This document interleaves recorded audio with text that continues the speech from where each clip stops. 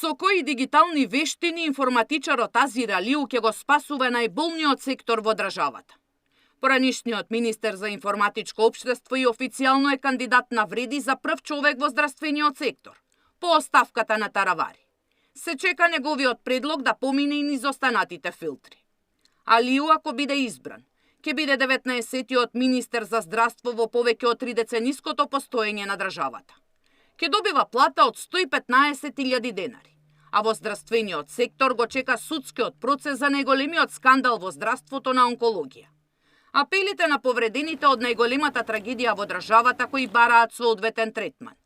Немањето термини за магнетна, недостигот на лекари кои ќе читаат резултати и уште многу други проблеми кои му ги оставија во наследство неговите предходници.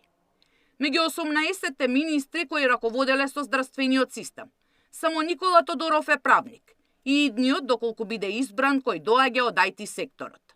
Сите останати се од медицинската фела. Најдолго на министерската фотелја седеше Тодоров, речиси 6 години. Арбен Таравари пак е единствениот кој 2 пати ја имаше титулата министер за здравство и тоа во 2 влади. Меѓутоа, ниту во 2017, ниту сега не издржа 1 година на функцијата. Перко Колевски е прв министер во експертската влада во 1991 година, а по него со министерството раководеа Тофовски, Илиовски, Даниловски, Милошевски, Оровчанец и уште десетина други. Во 33 години независност, со здравството раководеле и татко и син. Илија Филипче во 1997 и 20 години подоцна неговиот син Венко. Многу министри ветуваа брда и долини за унапредување на здравството, но најчесто само на хартија или физибилити студии. Мој термин е единствен проект кој се уште функционира, за разлика од електронската здравствена картичка која не стигна до примена. Нов клинички центар беше ветување и прво во агендата на најмалку 5 министри, но и по 15 години никој не удри камен темелник.